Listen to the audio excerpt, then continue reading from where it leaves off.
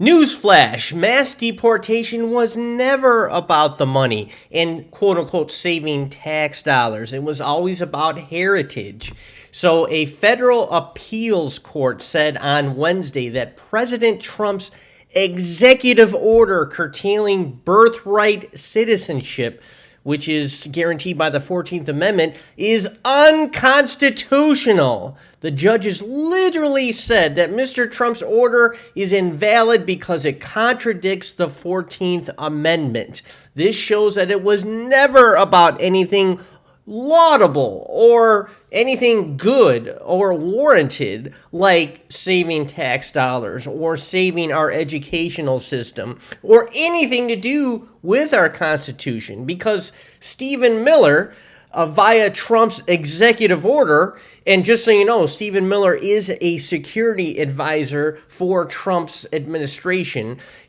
Both Trump and Stephen Miller are trying to end birthright citizenship, which is guaranteed by the 14th Amendment. So anytime your MAGA senator waves the Constitution in front of you like some sort of badge of honor, say, for example, the Second Amendment, they always cherry pick which parts of the Constitution they want. So, for example, they always use the Second Amendment to protect their guns. Just know your MAGA politicians do not actually care about the Constitution. They violate due process literally every day. Every day when they lock up and detain undocumented migrants without due process, as guaranteed again by the 14th Amendment.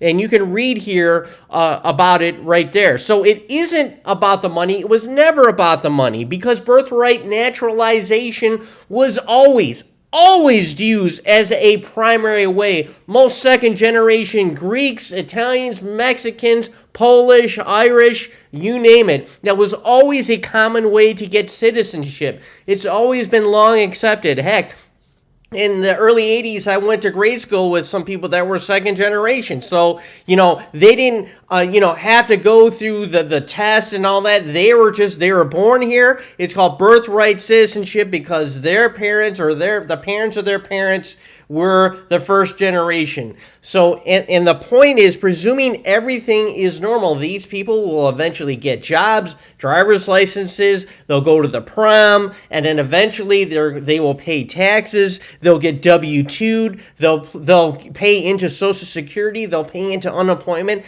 and they'll pay into Medicaid. So it was never about the money. And strangely, that's been the main justification for this mass deportation. To most MAGA voters watching things unfold, it's about the money to them because, hey, they're clogging the schools. And then, a lot of some people that follow me, like my friend Kevin, is like, hey, I work my buns off, 40, 50, 60, 70 hours a week. I come home and I take care of my family. And here, these immigrants, they just come in here, cross the border, and all of a sudden they're getting rights, they're getting free hotels. Remember that story that was always blasted on Fox to show that their narrative that somehow migrants just have it so easy, right? And so I get it. I understand. But that's only if they're illegal. But in the birthright case, they're legal and they're paying their taxes. So follow my logic here. If birthright citizenship helps our economy, or at least doesn't hurt it, because you are paying legally into the system, then why overturn it? Right.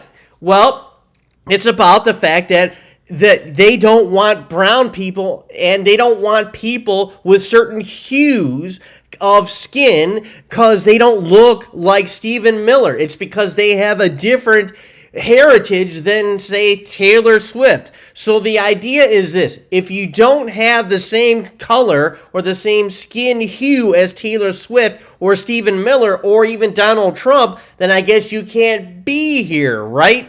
And for those that elected them, are you comfortable knowing that this is where your tax dollars are going? So my question to everyone is, if you still support your racist MAGA politicians, then what does that make you?